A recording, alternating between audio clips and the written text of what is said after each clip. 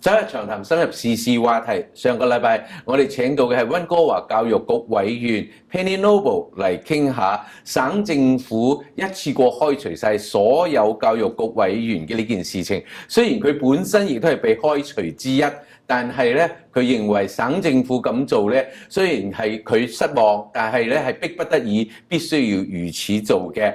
今日咧我哋聽下唔同嘅觀點啦。今日請到嘅來賓咧係 NDP 嘅領袖 Mr. John Horgan. Mr. John Horgan, welcome back to our program. Thanks for having me back, BC.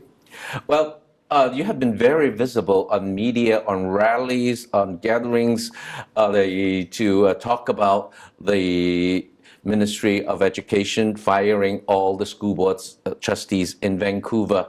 I think there is a lot of very hot topics, but this one, it seems that you are more passionate about it. Can you share with us your point of view in almost like an overall? Sure. I'm very passionate about public education. I believe that the access to education is the great equalizer in our society. No matter where you come from, whatever your economic circumstance, if everyone's given the opportunity to realize their full potential through learning and through education, I think we make stronger citizens and we make stronger communities. Myself, my personal experience, I was not a particularly good student when I was in middle school or junior high school. I was failing out of 4 subjects and I was going down the wrong path. And public education teachers particularly grabbed me and pulled me back. They saw something in me that I didn't see in myself and they helped me get on track. And I've now got 2 university degrees. I became quite a good student and I am passionate about public education. Now, this big controversial. Let's go right to the key point. According to the School Act, the school board and the Ministry of Education co-governs. In your mind, as you are in the provincial politics or provincial policy makers, what does this co-govern means in your mind? Well, for me, what we haven't seen is cooperation within that co-government model over the past number of years. And no more graphic example rather is needed than what's happened with the Vancouver School Board. For Mr. Bernier, the BC Liberal Education Minister, to fire the board based on what he said was a provocative audit based on their inability to balance the budget, when the board said the night they were let go, the day before rather, that they were going to balance the budget, I think is a provocative action by the government directly focused on politics rather than the important issues that you raised that are in the School Act, that it is a co-governance model. The people of Vancouver duly elected 9 school board trustees. And as it would happen in Vancouver, as you know, 4 were NPA, 4 were Vision, and a 9th one was independent. So there couldn't have been more balance in terms of the perspectives that were elected to serve the people of Vancouver when it comes to public education. Now, it seems to me that the responsibility of the provincial government is to work with every school board, wherever they're elected, whether it's in Cranbrook or Castlegar or Quesnel or Vancouver, to make sure that we are delivering the best possible public education we can for our kids and for our families. And that was not happening in Vancouver, largely because of BC Liberal policies. We went from the second best funded education system to the second worst. And many members of the school board in Vancouver were active about that. They were calling the government out on what they said was a lack of funding for things like increased hydro costs, the challenges around whether we keep schools open or we close them down. These are very divisive issues within communities, and the locally elected representatives were grappling with those issues. Tough issues. And the BC Liberals undercut them at the 11th hour, and I believe that's wrong. That's not co-government. That's the senior level of government, the dominant level, the funder, the primary funder, saying if you don't do it our way, you're not doing it at all. I think it was the wrong thing to do. They should have worked harder at cooperation. There's an election 6 months from now. I think the public, and certainly the people of Vancouver, would prefer that the politicians just work it out rather than play these power games as the Premier did. Well, cooperation has to go both ways. Mm-hmm. So while on one side, the school board believe that the government is one hand down, but on the other hand, as we can also read, is that the the school board has taken on a very strong advocate's role, which is another big question is that their role? So in your mind, what is the role of the school board trustee that you believe can help you create a more cooperative environment? Well, in my district, District 62 in Souk, we have among the fastest growing districts in the province. Another 1,000 students between last year and the next year will be coming to the district that were not anticipated. So there's rapid growth. In Surrey, there are 7,000 students in portable classrooms because the province hasn't kept pace with that explosive community where development is happening. Young families are moving because they can't afford to live in Vancouver. They're moving to Surrey, and the province hasn't put in place the infrastructure to manage those kids coming in.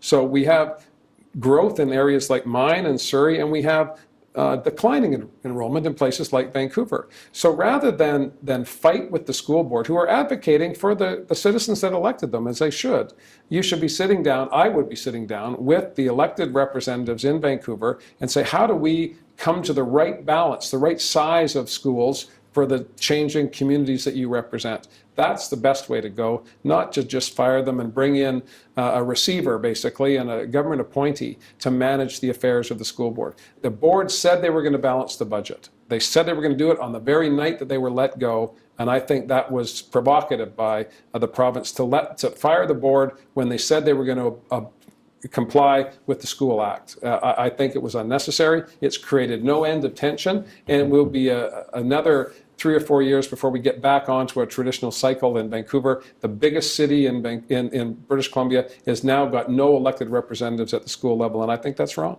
Mm-hmm.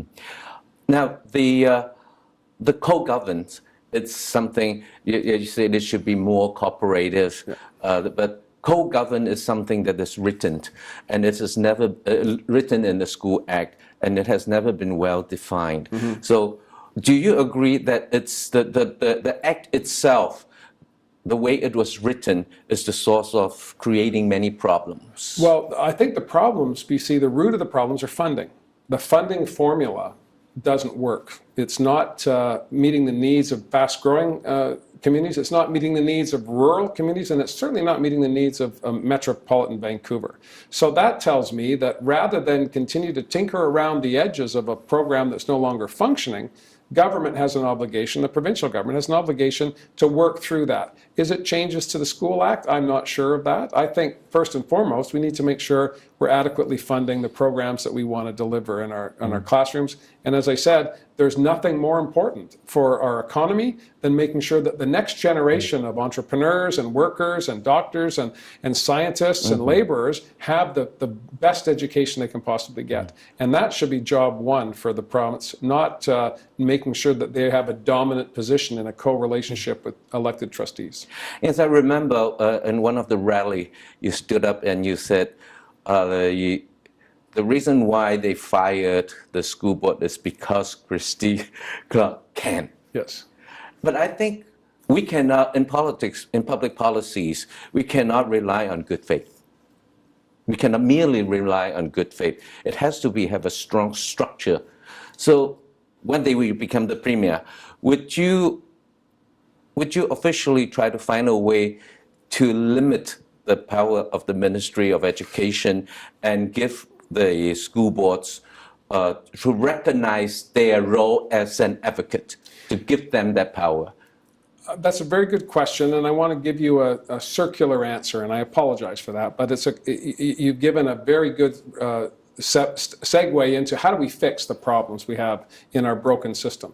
And I said we start with the funding formula. It's not working. This was a formula that was instituted by the BC Liberals. The per pupil funding model is not working when you've got fast growth in one area, stagnant growth in another, declining populations in some rural communities. So we have to find a way to best reflect the different British Columbias that we have. Vancouver Island is not the Kootenays, is not the Peace Country, is not the Cariboo, is not Metro Vancouver. They're all different and they all require different approaches. That's why we have locally elected representatives to advocate for the best education programs for the communities that they live in. I think that's fundamental. So I don't think we need to break that relationship. We need to make it better. And again, I go back and I feel like a broken record, but Christy Clark was the Minister of Education when Gordon Campbell became Premier in 2001. She's the one that ripped up bargained contracts with the BC Teachers Federation that put in place 14 years of conflicts between the teachers, the fundamental element in our education system, the trustees, and the provincial government. So that relationship that has to be codependent as well as co-governant, that relationship has been broken, and we need to repair that. Next month, the Supreme, actually, in fact, sorry, we're in November, this month, the Supreme Court of Canada will be ruling on whether or not the rights of the teachers in British Columbia were violated by the government of British Columbia back in 2002, 2003. That's happening right now. And so we'll get a better understanding about how we repair the relationship once we get a ruling from the Superior Court, the ultimate court in Canada. But when you get to that state, BC, clearly there's a problem. And that means, in my view, a new government with new eyes and a new approach to the relationship. I am passionate about public education. Teachers helped me, and I want to help teachers, but not at all costs. We need to make sure that we can afford the system we have, but we have to invest in our kids. Let's take a break and we'll come back.